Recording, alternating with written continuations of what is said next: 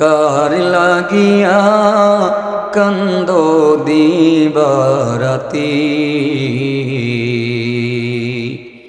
ভেবে দেখো কেউ রবে না, ভেবে দেখো কেউ রবে না তোমার সঙ্গে সাথী। কার লাগিয়া কান্দো দিবারাতি। আপন আপন বইলা যারে ভাবছো সারাক্ষণ,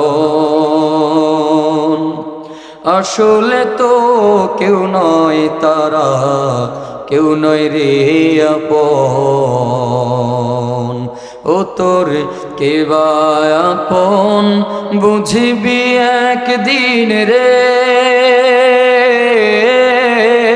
ও তোর কে বা আপন বুঝবি একদিন, নিভলে জীবন বাতি। কার লাগিয়া কান্দো দিবারাতি।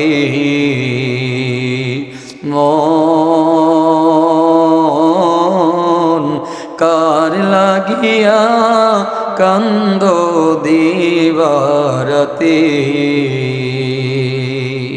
আলহামদুলিল্লাহ। তেঘরিয়া যুব সমাজের উদ্যোগে আয়োজিত 12তম বার্ষিক তাফসীরুল কোরআন মাহফিলের উপস্থিত আজকের সম্মানিত সভাপতি সাহেব, জাতির শ্রেষ্ঠ সন্তান হযরত উলামায়ে কেরাম, সামনাপবিষ্ট আমার বাবার বয়সী বাবাগণ, দাদার বয়সী দাদাগণ, বড় ভাই সমতুল্য বড় ভাইগণ, পর্দার অন্তরালে অবস্থানরত শ্রদ্ধেয় সম্মানিত মা ও বোনেরা, আল্লাহ পাক রব্বুল আলামিনের দরবারে লাখো কোটি শুকর যে আল্লাহ পাক রব্বুল আলামিন আপনাকে আমাকে যাচাই বাছাই করে দ্বীনি মজলিস কোরআনের বাগানে আসার বসার সুযোগ দান করেছেন। এজন্য কালিমাতুর শুকর আদায় করব আলহামদুলিল্লাহ। বর্তমান জামানাটা, সময়টা বগি অত্যন্ত মারাত্মক একটা সময়, যেই সময়টা প্রতিটা মুহূর্তে মুহূর্তে, প্রতিটা সেকেন্ডে সেকেন্ডে, প্রতিটা এলাকায় গীবাতের ছড়াছড়ি হয়ে আছে। ভালো করে বুঝতে হবে গীবাত কি। গীবাত হলো কারো অনুপস্থিতিতে এমন দোষ চর্চা করা, এমন দোষ বর্ণনা করা যা শুনলে সে কষ্ট পাবে। যদি তার মধ্যে সেই দোষ থাকে তবেই হবে সেটা গীবাত, আর যদি সেই দোষ না থাকে সেটার নাম হবে বহতান, অপবাদ। ইচ্ছা পোষণ করেছি গীবাত সম্পর্কে কিছু কথা আপনাদেরকে জানাবো ইনশাআল্লাহ। এমন একটা অপরাধ, এমন একটা মারাত্মক গুনাহ,